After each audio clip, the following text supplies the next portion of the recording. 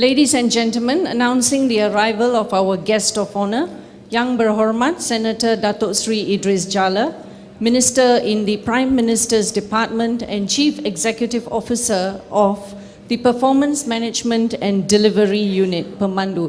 Would everyone please stand to welcome our guest of honor and give him a round of applause, please.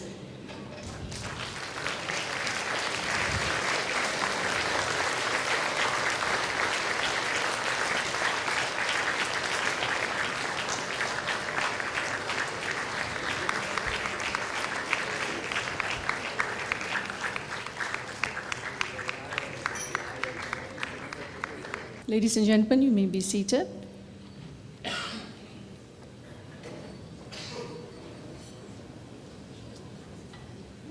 Yang Berhormat Senator Datuk Sri Idris Jala, Minister in the Prime Minister's Department and Chief Executive Officer of Pemandu, Yang Berbahagia Datuk Sri Johan Raslan, President of the MICPA, Mr. Ken Pushpanathan, Vice President of MICPA, Yang Berbahagia Datuk Robert Yong, Chairman of the Public Affairs Committee of MICPA, Council members and past presidents, MICPA, Yang Berbahagia, Tan Sri, Datuk, and Datin.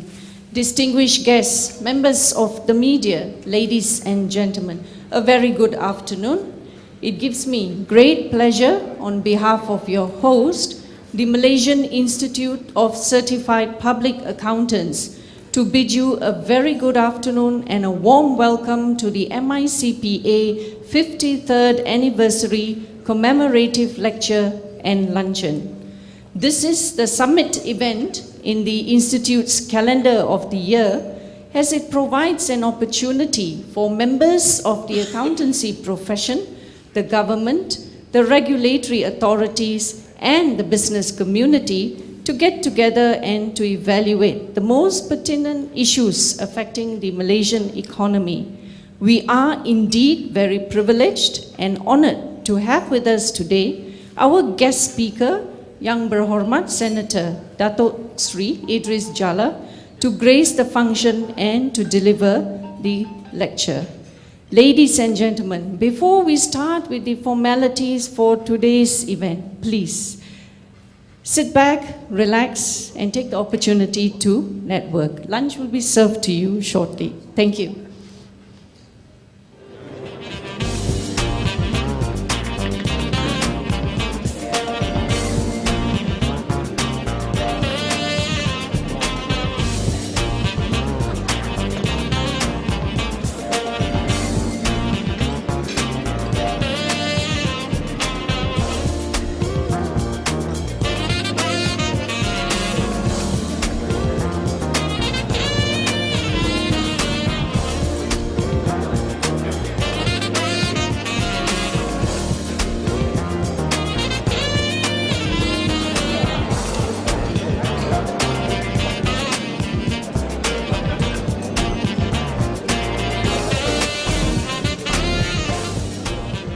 Our distinguished guest speaker, Datuk.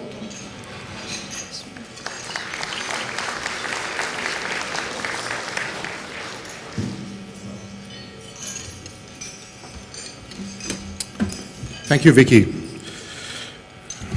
Yang Berhormat Senator Datuk Sri Idris Jala, Minister in the Prime Minister's Department and Chief Executive Officer of the Performance Management and Delivery Unit of Pemandu, Ken Pushpanathan, Vice President of the Malaysian Institute of CPAs, Datuk Robert Yong, Chairman, Public Affairs Committee, MICPA.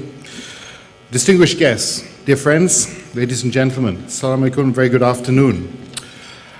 Welcome to MICPA's 53rd Anniversary Commemorative Lecture and Luncheon.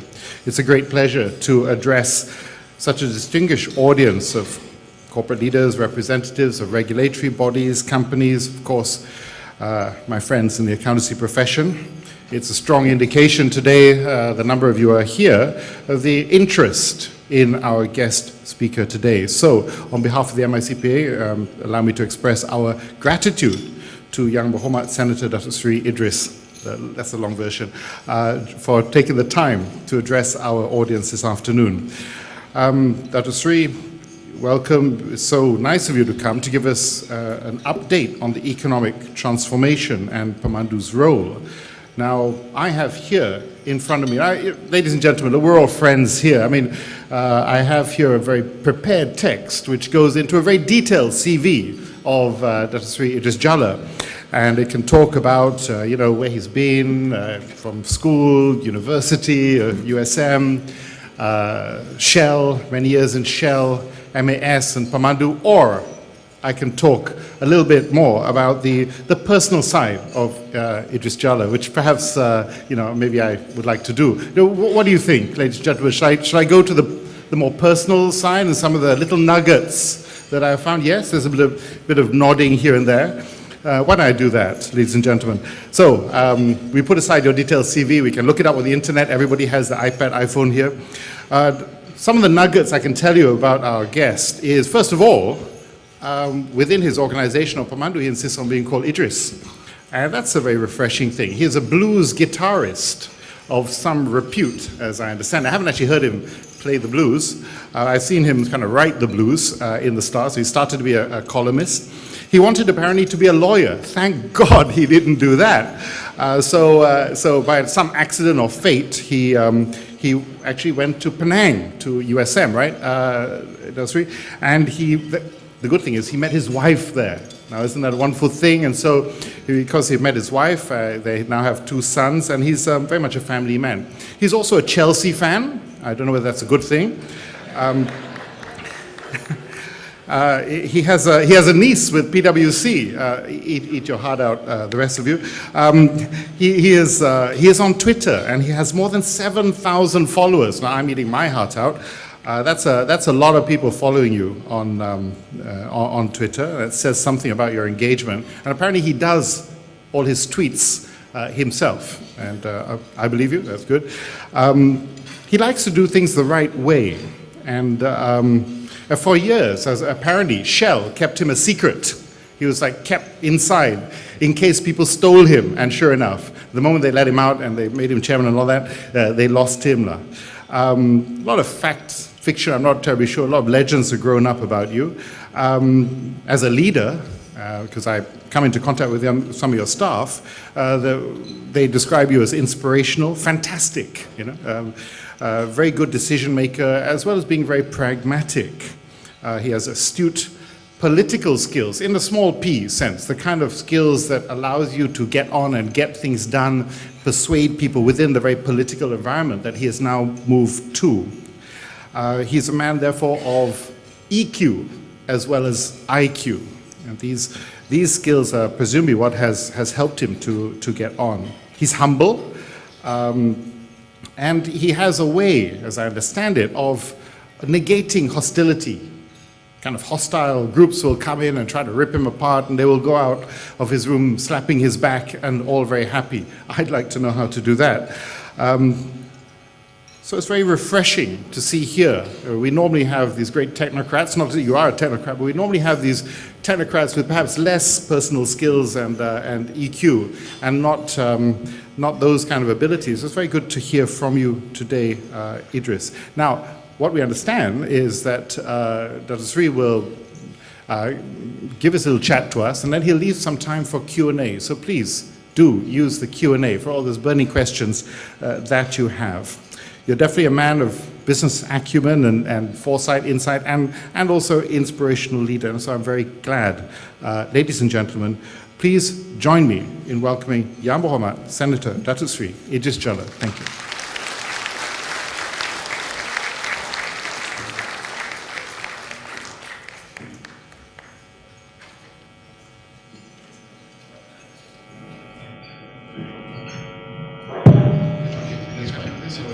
This fine.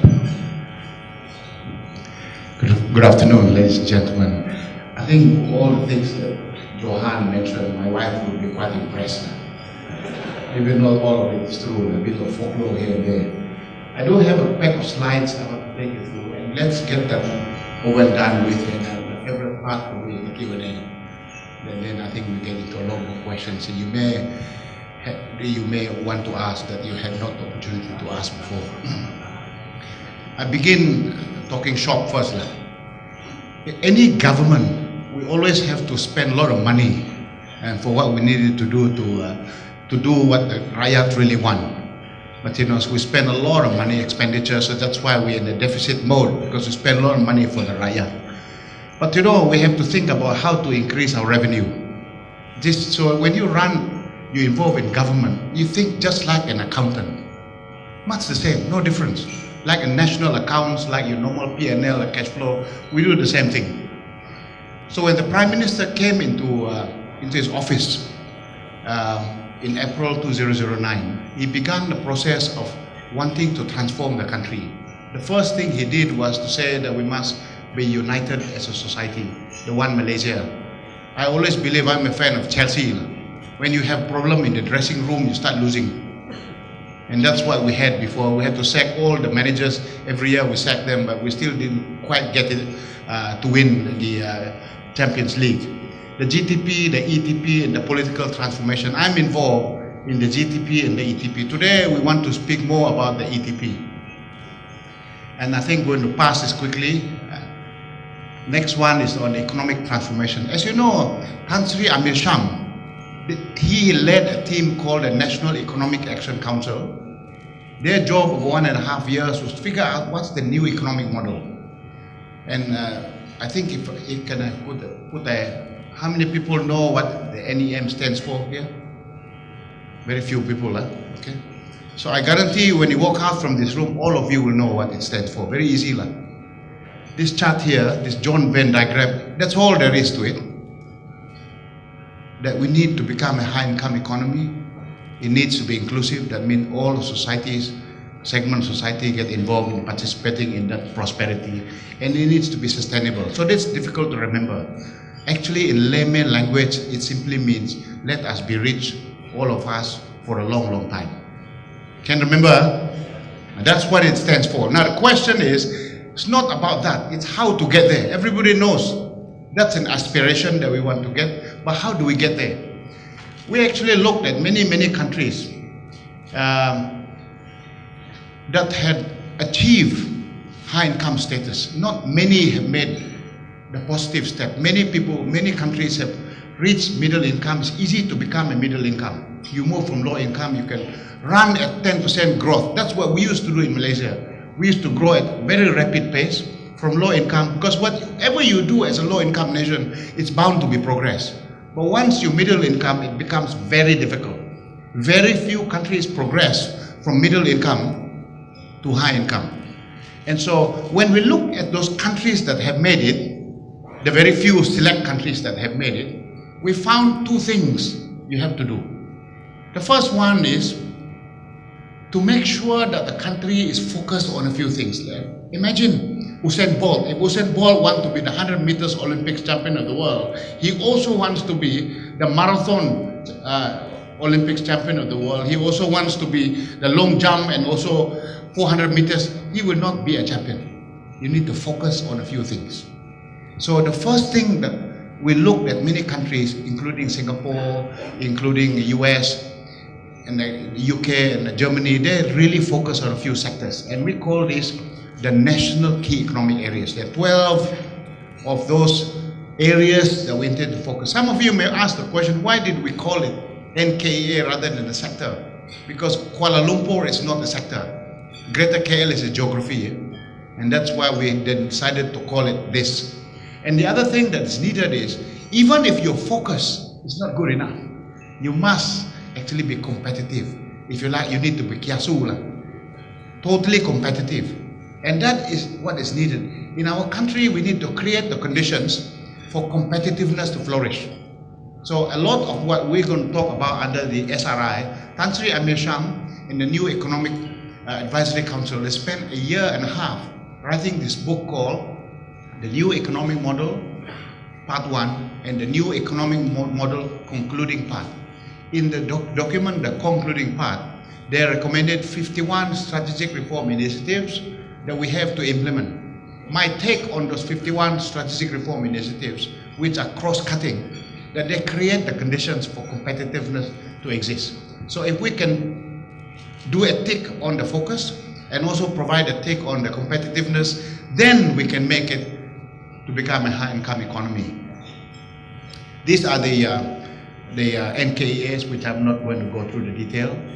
If you don't want to read our book, and I kept repeating this many times, we wrote a very thick book on the ETP, 600 pages for the avid readers. If you're lazy, it's okay. We have a 50-page executive summary. If you're very lazy, that's okay too. 6-minute video, no need to read. If you don't want 3 of those, you can read this particular one. This is all there is in the summary of the ETP. The ETP, true north for us in ETP, is defined as gross national income. When you are an accountant, you look at a P&L, you look at cash flow and balance sheets. Very clear. True north for us in the country is gross national income. Why? Why not GDP? Because the world has defined GNI as the measure of what constitutes a high-income economy. And the standard is defined as 15,000 US dollars, current exchange rate, they're about 48,000 per capita GNI. And by the year 2020, we will need to reach 1.7 trillion GNI, and that's round about 6% GDP growth. Total number of jobs, second measure of success for us is we need to create a lot of jobs. Remember, we said all of us need to share in the prosperity of the country. So if there's not enough jobs, we cannot distribute the wealth. So we need to create a lot of jobs, high-paying jobs. So that's important for us. Without investment, nothing moves. So we do need a lot of investment. The original numbers we came out with US dollars 444 billion. I know the Chinese don't like 4. So I told the guys, my team, can you remove the 4? So when they converted it to exchange rate, it's still 1.4 trillion. Cannot get rid of it. But never mind, I'm not too worried about that. We can still do it. And most of the investment is from the private sector, less from the government. And domestic investments constitute something like 73% or 27%. When I put these ratios, these are leading ratios. The key measurement is investment numbers. The key measurement is GNI. The key measurement is job. So if you get so hung up about the precise investment ratio, how much is private sector, how much doesn't matter. If I say we want to have durian, as long as you grow to have the durian, it's okay. Don't worry about whether how many spikes the durian have. That's called spurious accuracy. You can be very accurate, but it's spurious. The key point is you want the durian. So what's constituted the durian? GNI, jobs and investment. That's key. You have a lot of investment ratios. The things we had to do, the transformational actions constitute areas of focus, 131 entry-point projects. What is that? Those are the projects we knew when we start the journey. You open the door of transformation, those are projects we know. There are many, many projects that will be added on to them that we will discover over the next 9 years or so. And the 51 policy measures. I'm going to rush through some of the slides so that we have time for Q&A. Let me talk about this one, SRI. Most people always remember this. Every time we in Pemandu talk, they say we're only interested to talk about projects, EPPs. And they kind of feel the story around the SRI is drowned out. So I do want to begin to talk about the SRI a bit more this year. So I will talk now about some examples. In the new economic model, there are these 51 policy measures we need to implement, and we ran labs to ground them out. And give one example that's relevant to you. It is we need to make sure we have a very solid public finance reform program. And these are some of the programs that we did. We ran a lab on it. Slide, please. What was this all about? To make sure that we increase the space called fiscal space for the government. That means greater revenue compared to our expenditure in the government. So that's called fiscal space. So that we will then be able to manage contingencies, pay off our debts, and invest for the future, for education, for roads, MRT, everything. So we need to create this. But of course, like in any business, you have to deal with both. You need to increase the revenue. You also need to control or contain or cut costs. Some of the things that we were looking at, how we can increase our money, was immediately in the lab to improve tax administration, rationalize corporate tax incentives, etc., transparent procurement, control expenditure, GST, broad-based tax, and accrual accounting. These are very basic stuff, but needed to be done, needed to be implemented so that we increase our revenue. And these were some of the numbers that came out in the lab. When you look at this, a lot of the money, as we saw in the first 2 years, if we implement them, GST at 4% will have something like 6 billion ringgit it will generate. So that's pretty good.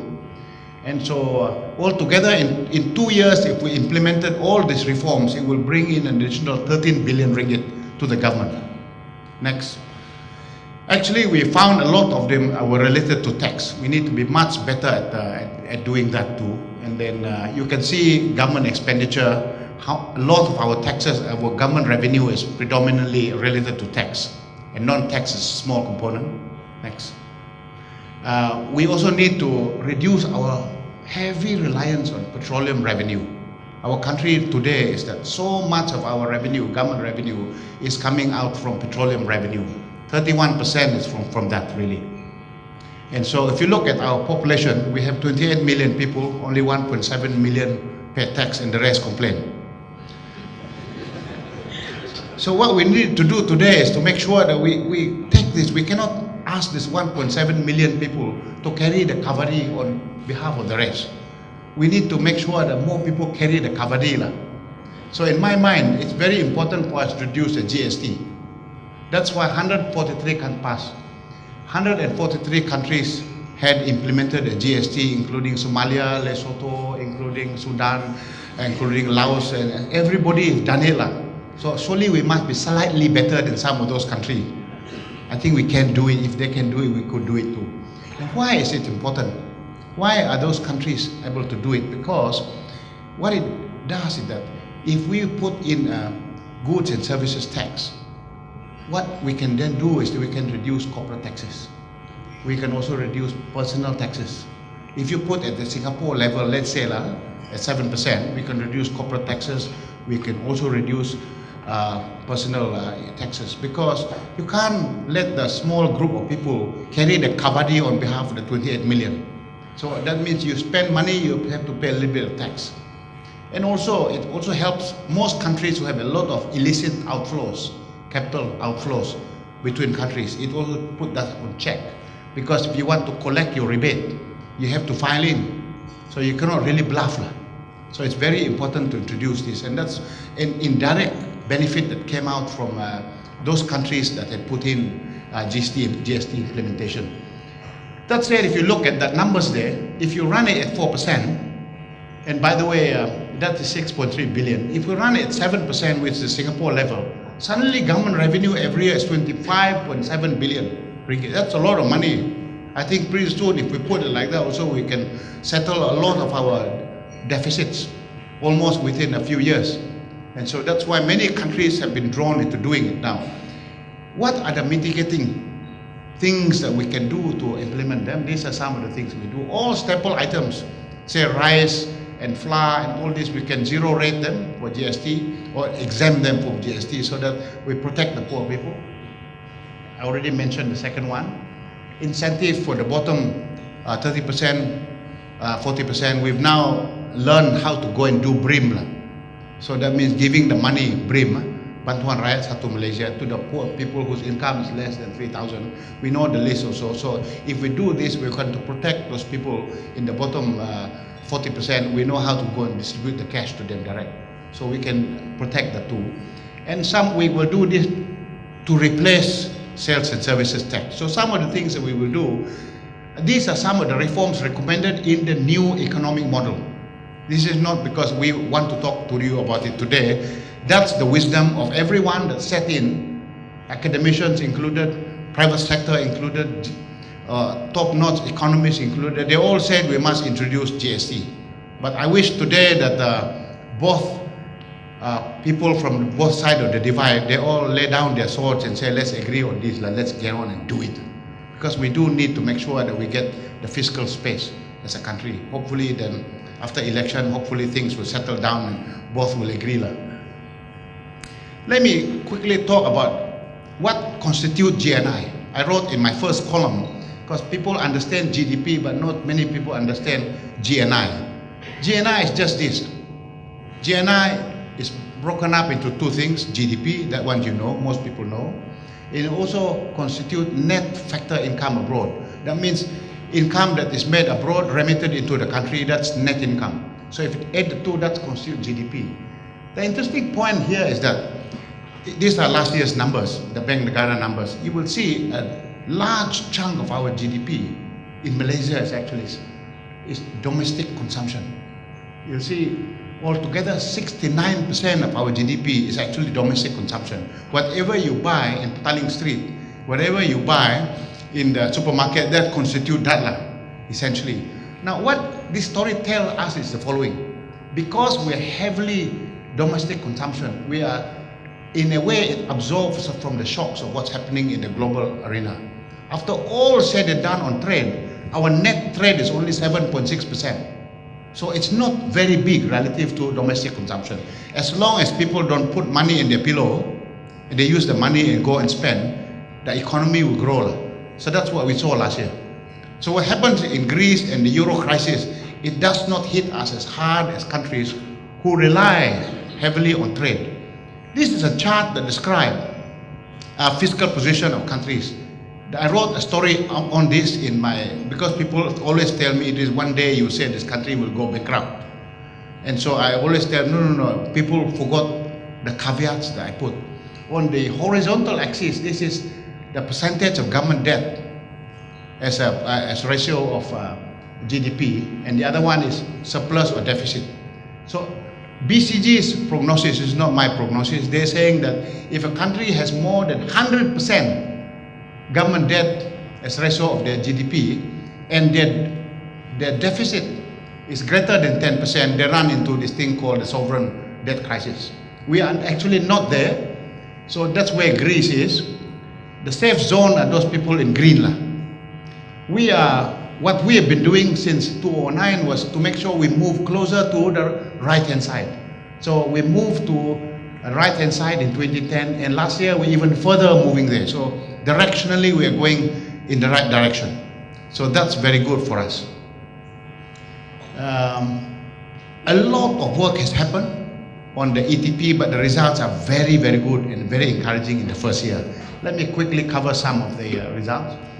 As I said before, 3 key measures, GNI.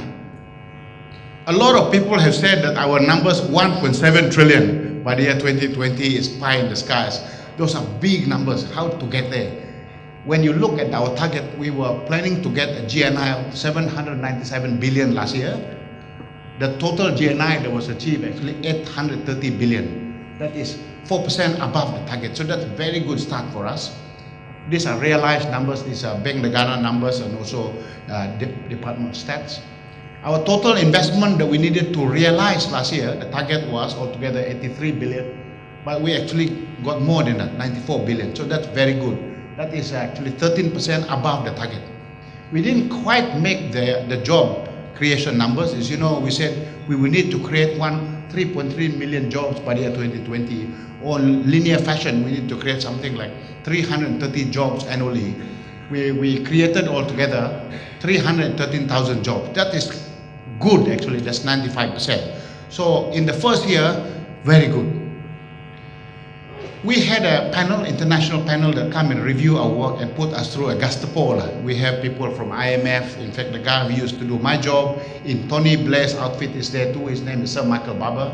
If you want to know what they did in the UK and to do all this work, he wrote a very thick book called Instructions to Deliver. Can read it, but it's a bit boring. You have the guy who does my job in South Korea now, Chairman Kwak. He's also on the panel. We have Homi Karis, formerly from the World Bank. And we have Sir Michael Hersman, who is co-founder of Transparency International, and a few others. Stephen Sedgwick is a very top-ranking official in Australian government and IMF. There are a lot of World Bank people there and IMF, etc. This is their comment. It's in our book. Quote and unquote, they put on their slide. A great start last year. Very innovative, exciting, high impact, speedy.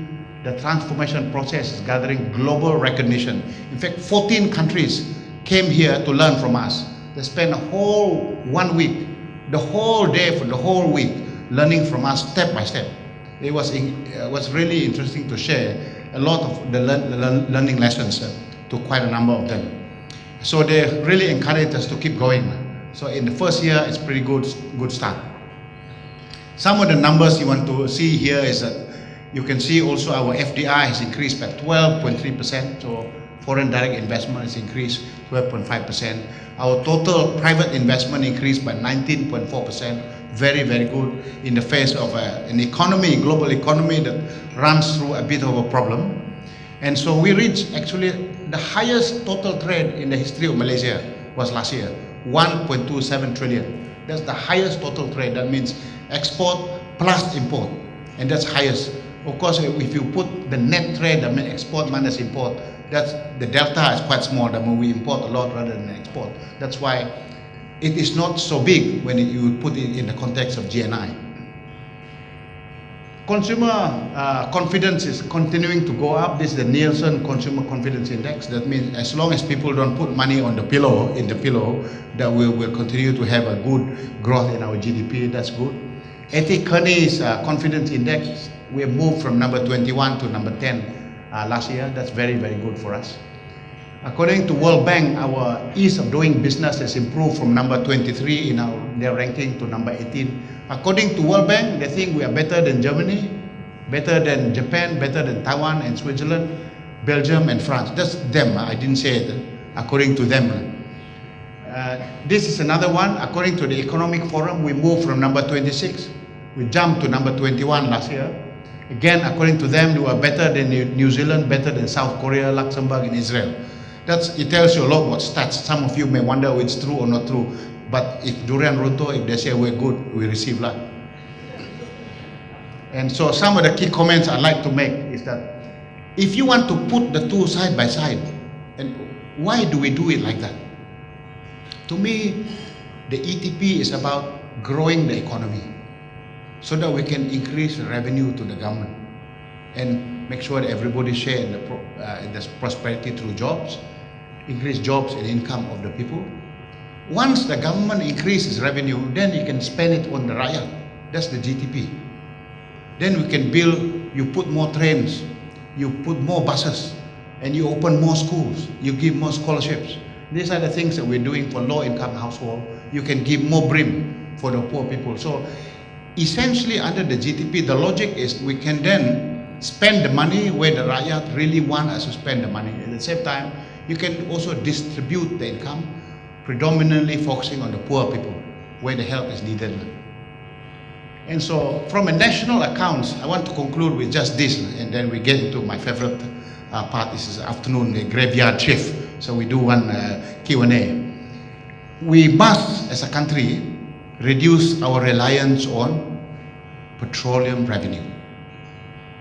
That's very important. Number two, we need to share the burden, cannot be relying on a few people to carry the kabadi.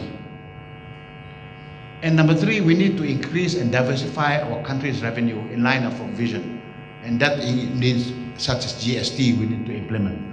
We need to grow our revenue and reduce our fiscal deficit. So from a national account, that's the way I see it. But more broadly, for us it's very simple.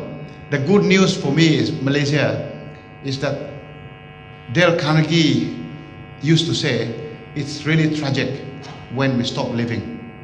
That means he says when you stop living, we are looking at those beautiful magical rose garden in the horizon, but then we forget the roses that are blooming right outside our windows. This is a beautiful country, Malaysia. We got a lot of roses blooming outside our windows. So things are happening there. Our GNI numbers are picking up as we had planned them. Investments are coming through, and the job numbers are there too. There are many, many good things happening just as we are doing this work. As long as you stay focused and remain kiasu, we will get there. Thank you.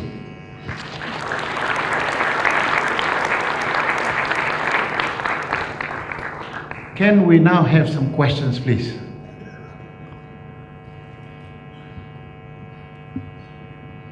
Who is going to be brave enough to start the ball rolling? Yes. Dr. Sri, Patrick Tay here from PW. Quick question to you. I'm a returning talent from overseas, I guess you know from a couple of years ago. There's many people in this room. There's probably close to 500 people in this room, and most of us would have either sisters, like sons, like relatives who are overseas. And obviously, to build a country, we need the talent to come back. But most of us, if we are honest, probably has had some skepticism or some loss of faith, over events of the past maybe 15 to let's not sugarcoat the issues. How would you advise us, to convince our relatives, friends, who are overseas, who retain even more skepticism because they are not in the same as us now in here, that can see some of the roses blooming? Thanks for coming back. By the way, I think that's very good. I have been trying very hard to convince my own brother to come back. He cannot. He doesn't want to.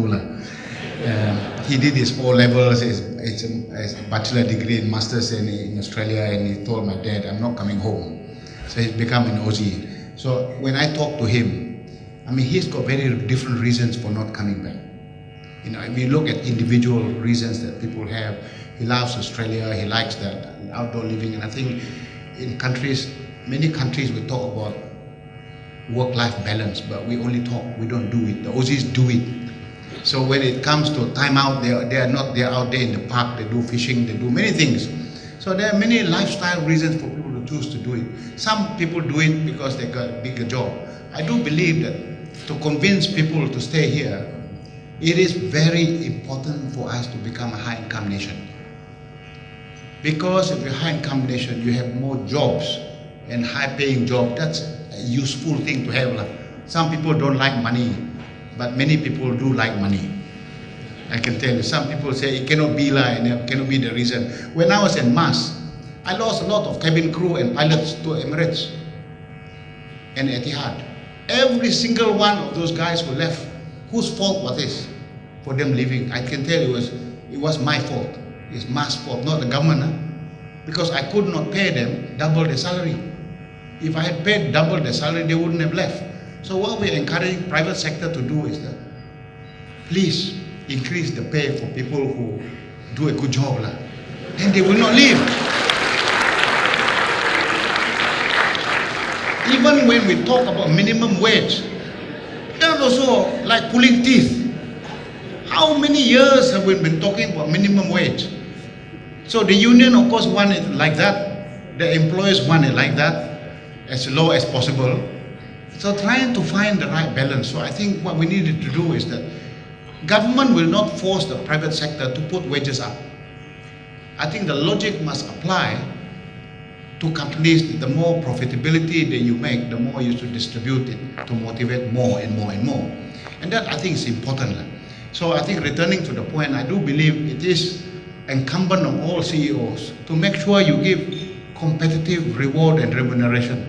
Sorry, bosses, you hear you are challenged by your staff already, you need to do that. And the other thing you need to do is to make sure that jobs are meaningful. You must allow people to grow in their jobs. So I do return to the corporation to make sure that we provide the inducement for people to stay.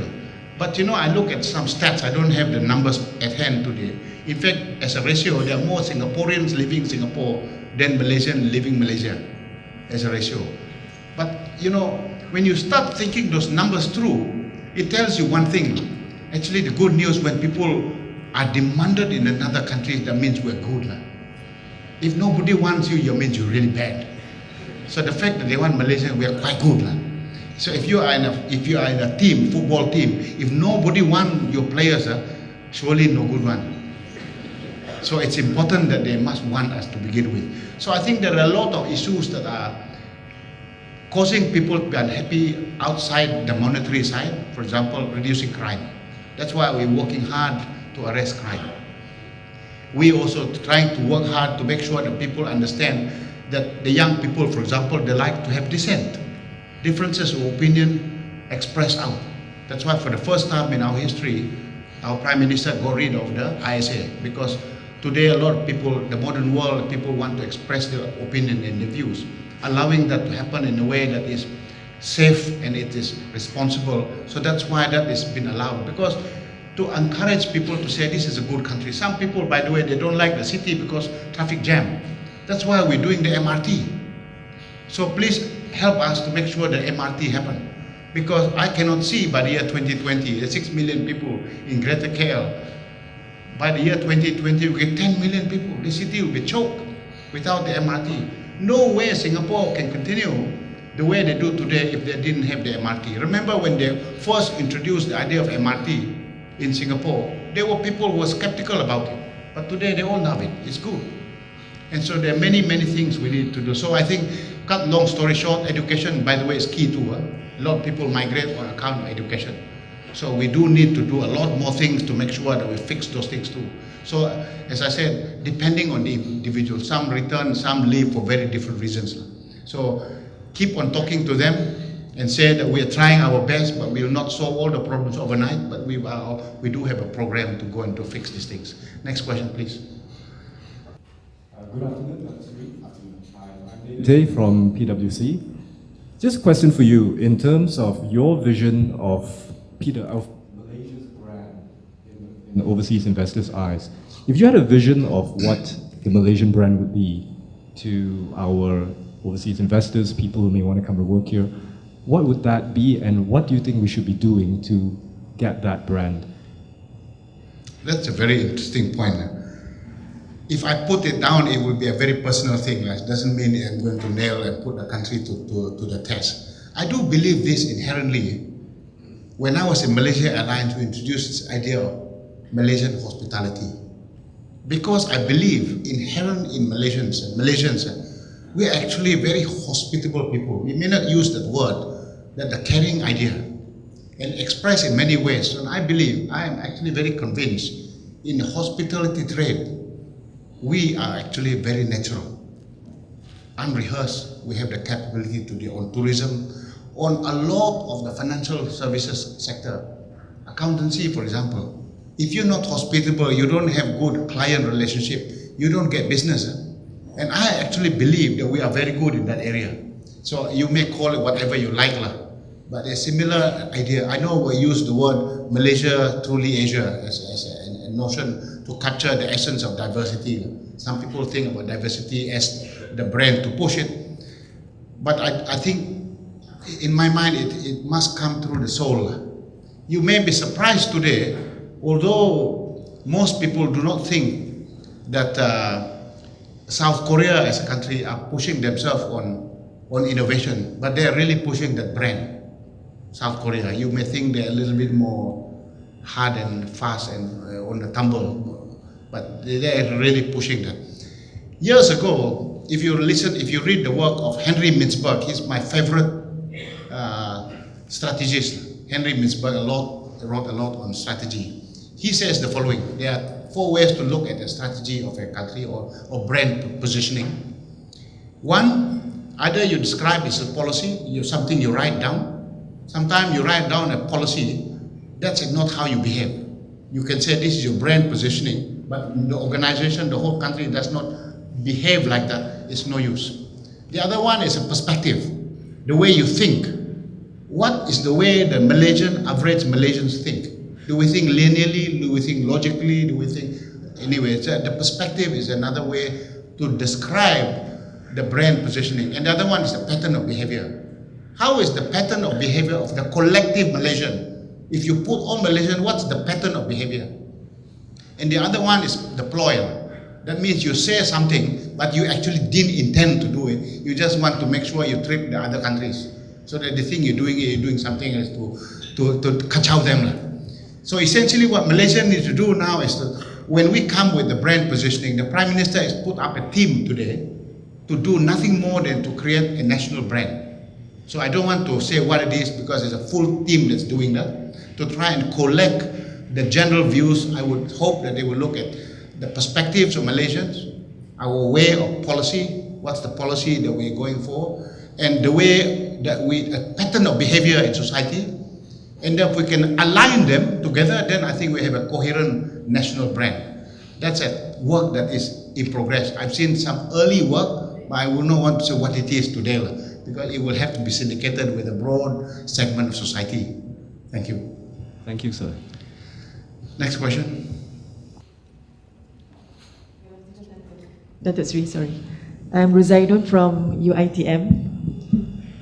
I'm interested in the USD 15,000 high income.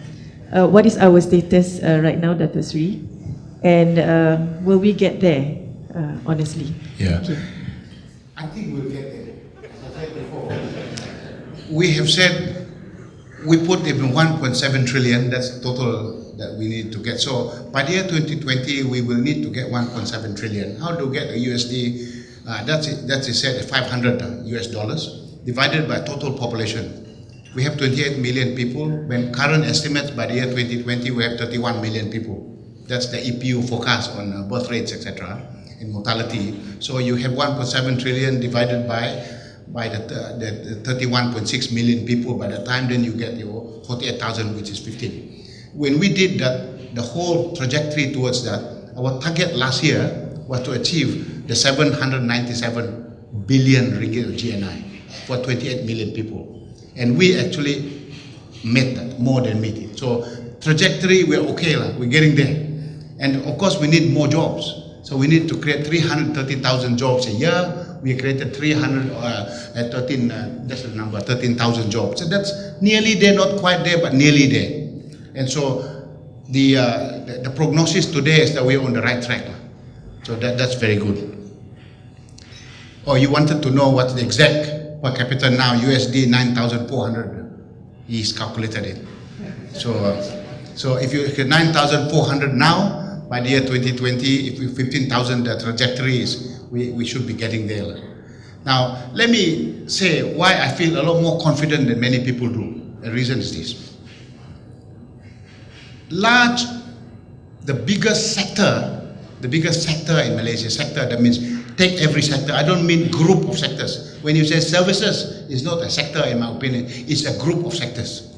Mining is a group of sectors. So if you take them one by one, the single largest sector is oil and gas, okay, in Malaysia, single largest sector. That problem we had last year, we had a production reduction last year. Oil and gas, the total production down by 4.4%. Although our single largest sector was down by 4.4% because of two things.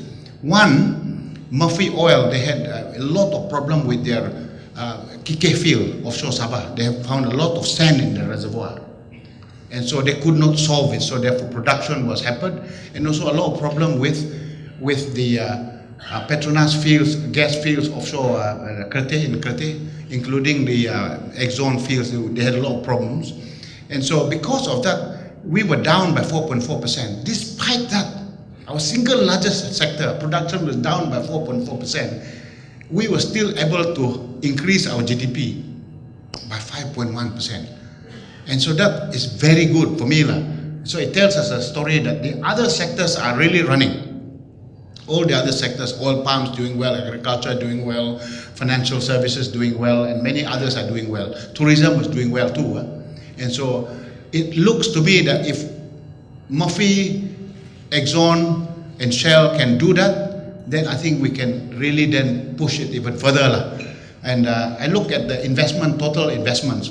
The total amount of money that is being committed for oil and gas last year alone, they're not implemented. These are all the projects all together. That's a huge amount of investment. That's 125 billion ringgit of investments, private investment being poured into all this. Shell, for example, they put in altogether 35 billion ringgit of investment on enhanced oil recovery. This is the single largest investment under EOR of any oil company in the world for enhanced oil recovery, to get more oil out from the ground, from the same field. So I think because the prognosis of oil and gas is so big and our total production is down, and if we can fix that with all the investments is coming through, already announced and confirmed, I think we're on the right track. So I remain very positive about the outlook for the future. Thank you. Yes. Dr. Sri, Virendrajit, I'm just carrying on a conversation we had just now in the waiting room before we came in for lunch. I think you have alluded to a number of issues on taxation, and it's all connected to fiscal space. One of the things that this country seems to lack is obviously coming out with a clear plan in terms of a 5-year, 10-year plan in terms of where fiscal policy is going.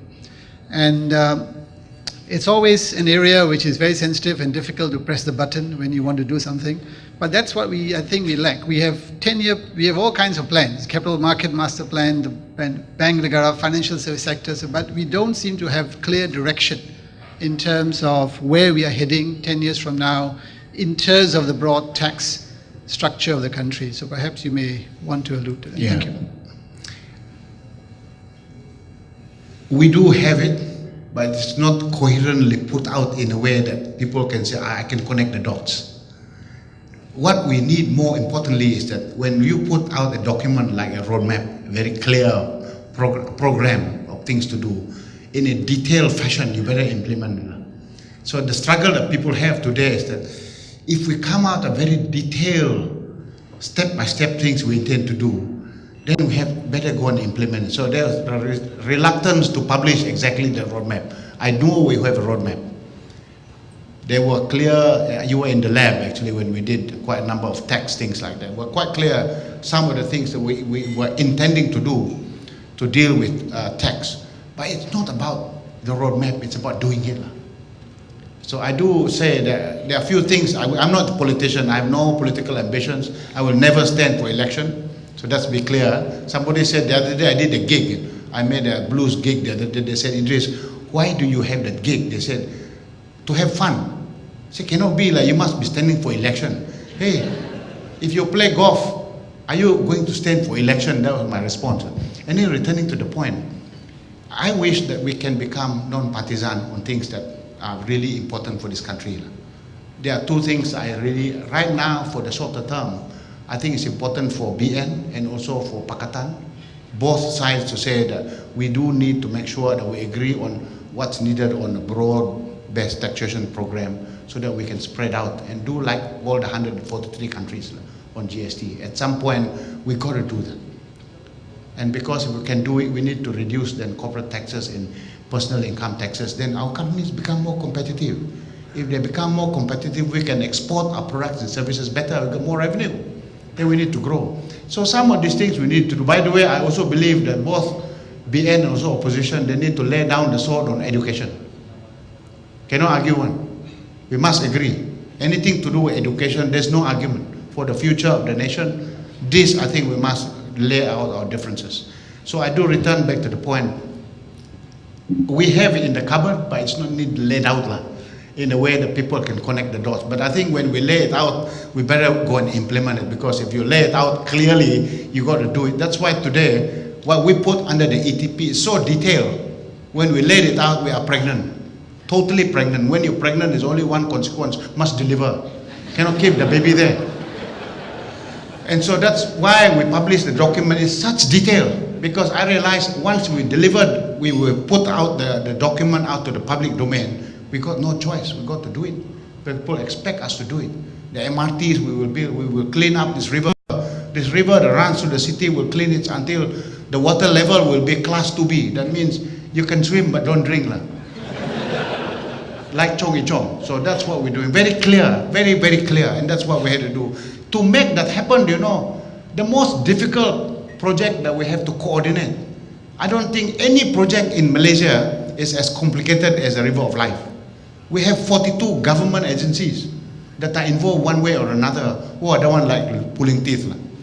You had to organize. So, but nevertheless, we have committed to do it, we're doing it. And that's what we are really out here to do. So next time, Patrick, when you meet somebody outside Malaysian diaspora, they said the government is doing its best. Perhaps they may believe that something's going to happen after all. Yes. Afternoon, my name is Gui from Arika Capital. I share the same confidence with you, but perhaps I would like you to share with us what are the obstacles for you to overcome to achieve this GDP or ETP or the transformation stories. The other point is, if there is any, how do you plan to overcome all these obstacles? The two biggest obstacles is number one, focus. Very, very easy to lose the focus. Because every single day, when we say focus means we need to define GNI as true north. If you ask today, if you want to be democratic, every state would want to have the same amount of allocation for tourism. You know very well there are some states that have very little hope on tourism. They're probably better on agriculture or some other thing, but shouldn't put the money on tourism because the people are not going there like the tourists. But you know, when you are nice to everybody, you're democratic, you want to be fair to everybody, you put the same thing, but it does not generate the GNI. So every single day, needing to make sure that we focus on the things that will be delivering our GNI, the jobs, and also the investment scheme. When you talk about investment, if you want to bring a lot of investments, but if we have rules and regulations that are not friendly to investors, that also must change. And those are a lot of the need to be focused. I really say focus and focus and focus is key. And secondly, the competitiveness. It's very easy for us to say, let's implement the 51 policy reforms. All tick in the box, you know. That means to say that we've agreed to do, but not really doing lah. Do you think that institutionalizing a lot of things will help that? Well, I mean, as I say, if you look at the reforms, all the reforms there, the institutionalization will come after you repeatedly do it, in my view. My view is that if you ask someone to change their being, you have to keep on amending the way of doing. Let them do it differently. After repeatedly doing it differently, then they will become a different being. So the institutionalization of the changes is after we repeatedly make those changes, if you understand what I mean. So some of the challenges, I return to the point that when we implement the 51 policy reforms, we must actually do it to cause competitiveness to exist. For example, we want to reduce, let's say we want to put standards, implement standards. In Malaysia, we have about 6,000 standards in Malaysia. We check all the standards from oil and gas to food and etc. Actually, only 6% of them are implemented. The rest are not implemented. People don't do. And so, if you want to say, let's implement the standards, but if you put standards that are actually anti-competition, then you lose the point. So the point is, you must put standards that will cause competitiveness to exist, that will become kiasu. Then you have tick. So if you ask me today, it's very easy for people to simply say, let's do standards for standard's sake.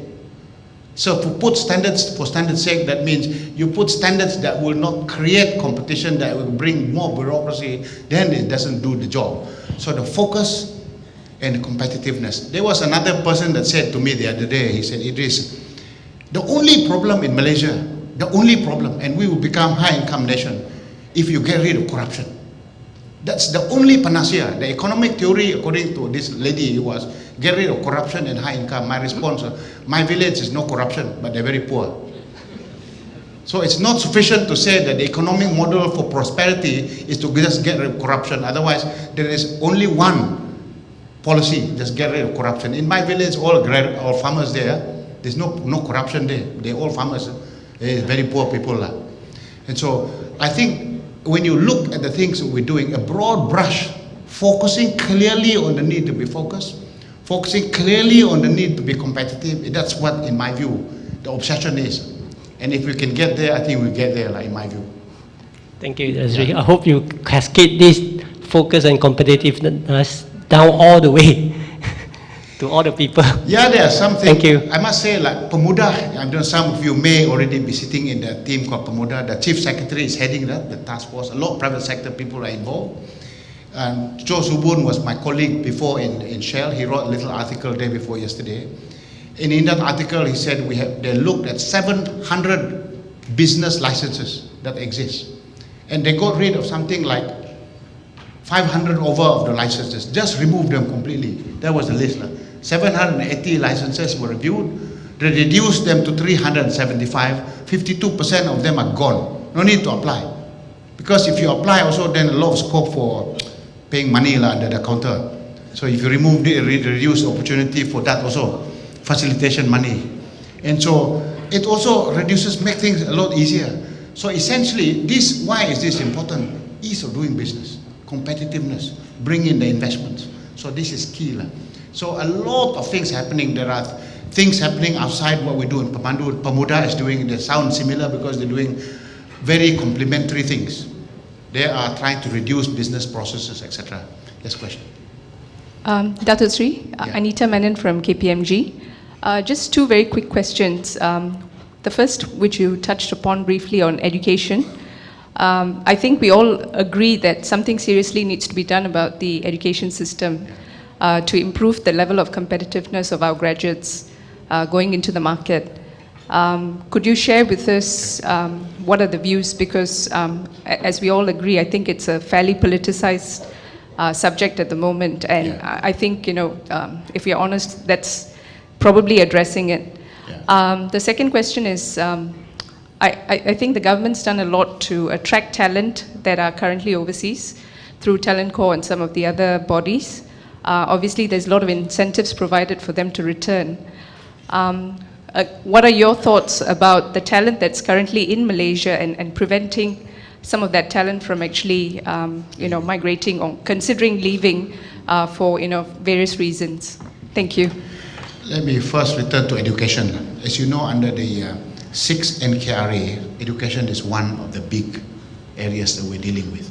We started off with saying that we need to build the basic building blocks, things that are clearly needed to be improved. Let's start to fix those. The first thing that we saw that only 60% of our kids who get to primary 1 have been to kindergarten. So the problem was the curriculum is based on those that have been. So those people, the 40% that have not been, they struggle to follow on literacy and numeracy. So that's why we did this huge program to open as many preschool classes. So last year alone, we opened something like 3,089 preschool classes. Altogether, 77,000 additional kids are into the schools. We are measuring their literacy and numeracy abilities after they go there, so that they get into primary 1, then they're okay. So we also start to rank all the schools. So you have kindergarten, that means increasing the intake. Then they get into primary and secondary school. For the first time in history, we rank all the schools. The total number of schools in the country is 9,814. Both primary and secondary school. We actually know which one is number 1. We know which one is number 9,814. And so we originally wanted to publish the total ranking, Then the headmasters, they freaked out because, my God, how can you tell that my school is number 9,814 and all the parents will not send the kids there? So what they agreed that we put them in bands. So we have band 1 means the best schools. They are all together, the numbers there. And band 2, etc. So we put it like that. How do we know this? 70% based on the results of the student. And then also, we then started to do the 30% based on extracurricular activities. Why was this important?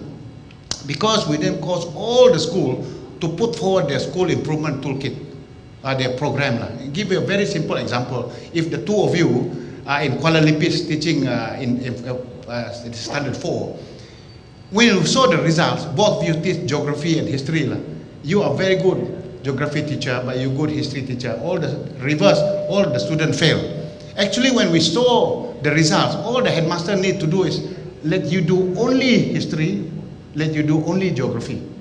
Some very simple things like that has caused to happen. Notice our results actually, 40% decrease in band 6 and band 7, 21.8% increase in band 1 and band 2. In fact, we had the best UPSR result in 4 years last year, because if you just do very simple things, there are 4 levers. Do something with the principal. Good principal means good outcome. Do something with the teachers, individual teachers at that school level. By the way, if you want to know, we have for the first time now onto the internet. You can go there if you know the name of your child. Hopefully you know lah. And if you know the IC number, you can come to the MOE's website. You can key that in. You can have online the results of your kid. All the subjects is there. Actually, we've now put this online, but Malaysians don't know it yet. But eventually, when we move to put this electronic, we intend to introduce what is called the Bistari Net. That means you can then access and write directly to the teacher and vice versa. So we are now following what they're doing in UK. In UK, they use a system called Frog. So we are doing this to make sure we can liaise directly to parents, etc. So a lot we're doing on primary and secondary. But that said, we're also saying the private sector need to open more schools. We are encouraging them to do that.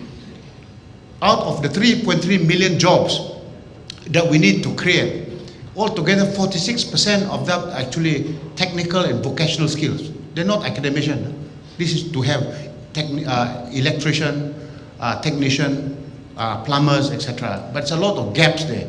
Instead of government throwing in the money to build those schools, we're asking the private sector, please open vocational school and you make money in doing it. We're still asking the private sector to do so because we see the demand, very big demand. This is the demand.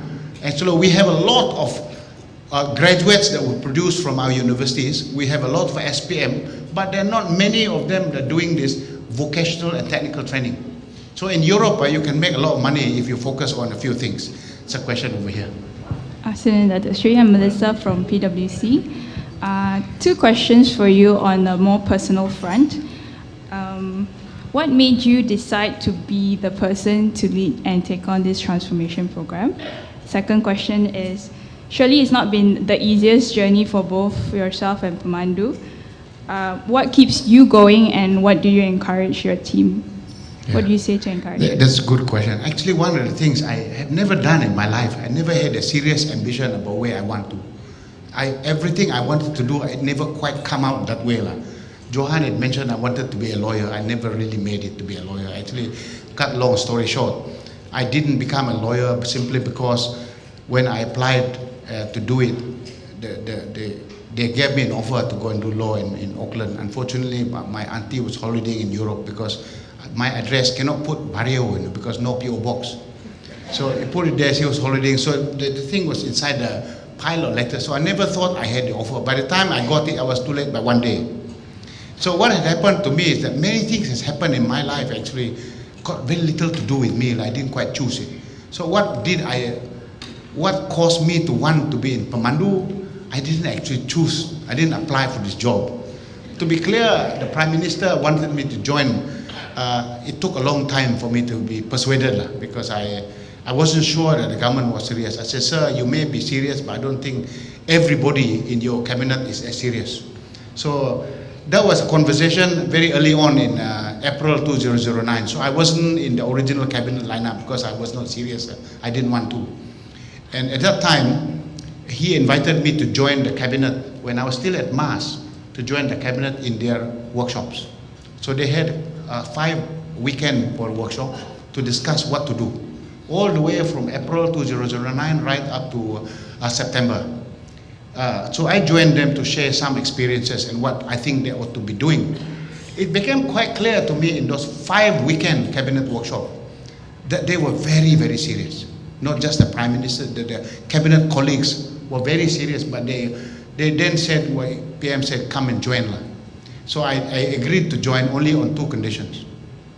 Condition number 1, that I don't join any political party, that I remain neutral.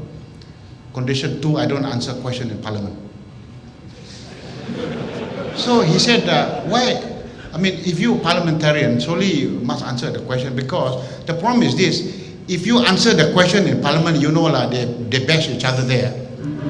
So you are decidedly having to choose sides. It's very difficult for you to remain as neutral and objective. And so today, all questions in Parliament pertaining to GTP, Kosukun answer. Anything to do with ETP in Parliament, Tan Sri No and Datuk Devamani answer. I don't answer, I sit only. But if you want to discuss with me, come outside Parliament, then can. Because then the setting is normal. And so that was why I re-put that's very clear, but I came here to do a job. I came here to do a job and I have no political ambitions. For me, the issue was, if this is what needs to be done, it's a calling. It's one time in your life you will do that. I consider coming out to do this in national service is just a calling. And when I finish doing this, I'm back to what I used to do, like many of you, and that's all. And to me, it's just that it's an opportunity to make a difference if you can. And there's a time for everything, a season for everything. I think that is a season for me to participate in it. And there are faults that we have, we are not perfect. This world is beautifully imperfect. And so are we. And so there are things in the government that we do that's not right. Some things we do quite okay. Some things we're doing very well. But as long as we stay focused on the things that are good and push those, hopefully, and be transparent about it, I think the government, the people will appreciate. What keeps me going every single day is, every single day, I always believe in two things: corporate adventure and now national adventure, really wanting to make a difference there, pushing out something that is out there and you think you cannot do it. You yourself also say you cannot do it. I always tell people, the way to transform is to put targets that you yourself say you cannot do.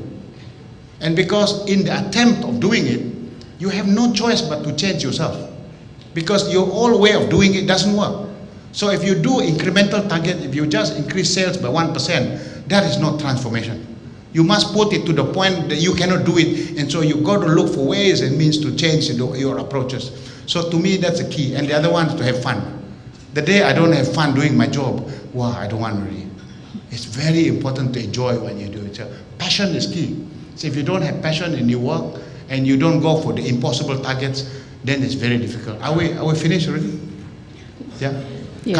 One or two more questions. I think we are Done. maybe one last question. One last one. Okay. Sri Nordin from Deloitte, Malaysia. I have a couple of questions. A brief one, and in view of time, I don't mind a brief answer. One is, you spoke a fair bit about investment in oil and gas. Yeah. The question is, other than oil and gas, which other investments would you focus on in order to reach the GNI? The second question is, with all this initiative on high income, when do you think the masses or the people in the rural areas would reap the benefit of it? Thank you. Okay, two things. All the 12 NKA are the areas we want to focus on investment. Financial services, tourism, wholesale and retail. By the way, wholesale and retail are very tricky, and let me dwell on that one. Because we talk wholesale and retail, we were struggling, how do we get the big box retailers like Carrefour and Tesco and Maidin to grow, because there's a lot of resistance from the mom and pop stores, the kedai runcit. So we created this thing called Project Tukar. That means we got Carrefour and we got Maidin and we got Tesco to go and revamp their stores. CSR, so we have 500 stores that we revamped last year. That means change the merchandising, the planogram, and the pricing structure. The interesting thing is within months, we're not talking years, within months, the sale increased between 50% to 70%.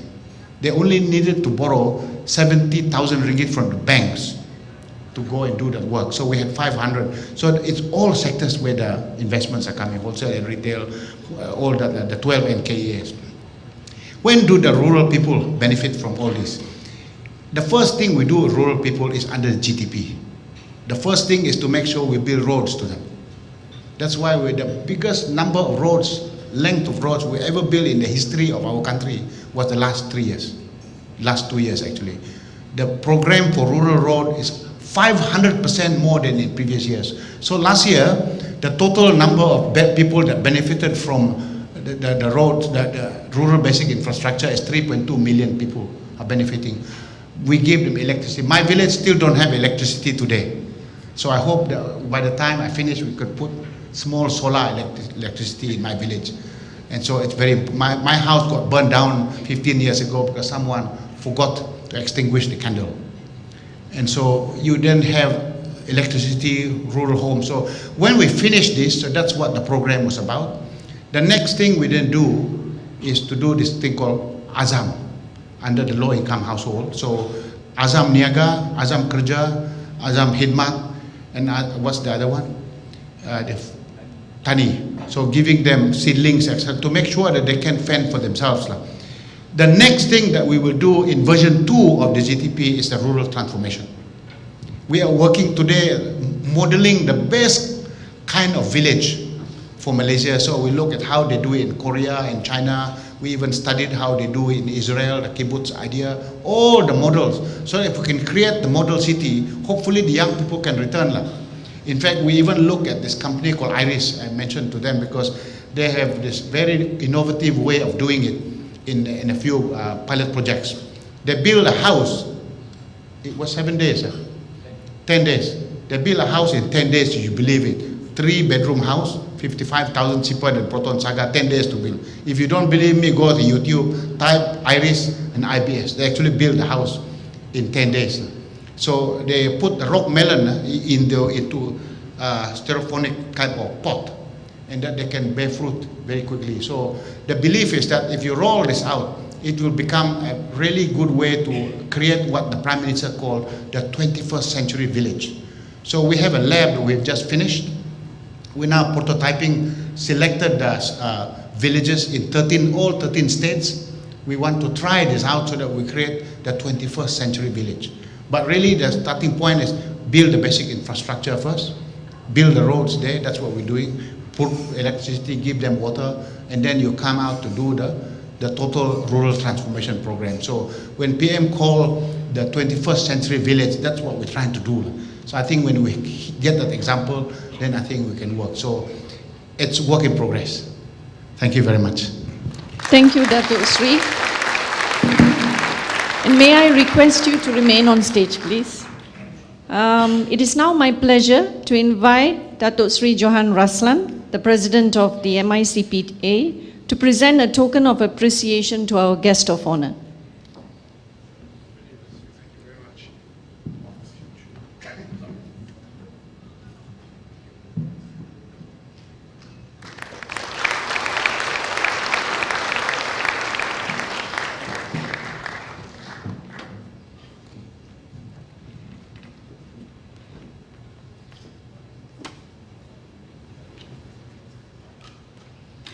With that, ladies and gentlemen, we conclude the formal part of today's event. On behalf of your host, the MICPA, may I once again express our sincere appreciation to Yang Berhormat Senator Datuk Sri Idris Jala, a most eloquent speaker, for gracing the Institute's 53rd anniversary and for presenting a most insightful lecture. Let us give him another round of applause, please.